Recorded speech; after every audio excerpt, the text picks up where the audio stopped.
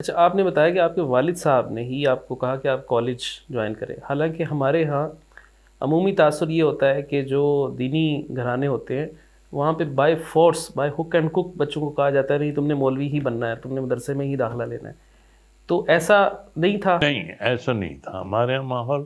آ، دنیاوی تعلیم جو ہے یہ سائنسی علوم یا اس طرح کے کبھی اس سے اختلاف نہیں کیا، اور یہ اس کی ہمیشہ ابا نے چھوٹ دی کہ یہ بھی حاصل کرو، دین دنیا دونوں لے کے چلو ساتھ۔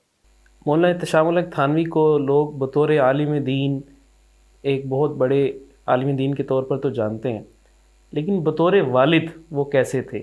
یعنی عام طور پر کہا یہ جاتا ہے کہ جو مولوی ہیں وہ بہت سخت مزاج ہوتے ہیں، بڑے بچوں پہ تشدد کرتے ہیں، بہت برا حال کر دیتے ہیں، سیدھے منہ کسی سے بات نہیں کرتے، لیکن ان کی نجی زندگی ایسی ہوتی ہے۔ تو آپ نے اپنے والد کو کیسا پایا؟ ہمارے والد صاحب سخت تو تھے، لیکن وہ جو سختی ہے نا جس میں عقل ساتھ چھوڑ دے، وہ سختی نہیں تھی۔ ان کی سختی جو تھی وہ تربیت کے لیے تھی۔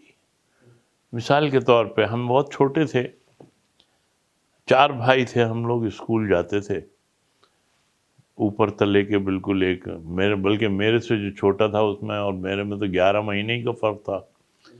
تو ہم لوگ اسکول سے آئے اور والد صاحب بیٹھے تھے، تو انہوں نے فرمایا کہ سلام کرو۔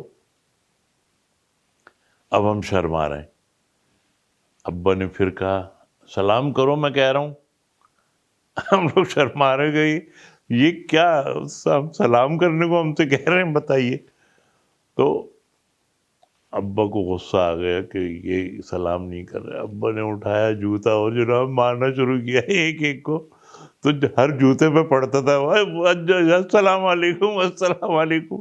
یہ ایک تربیت کا حصہ تھا، اتنی سختی جو تھی، لیکن ان کی ہمیشہ سختی جو ہوئی وہ تربیت کے لیے ہوئی الحمدللہ۔ لیکن دوست بھی بہت اچھے تھے، بہت اچھے دوست تھے ہمارے، اور دنیاوی معاملات میں بھی اگر کبھی مشورے کی ضرورت ہوتی تھی تو وہ بہت ہمیں ایک جیسے ہمارے محسن ہوں اس طریقے سے مشورہ دیا کرتے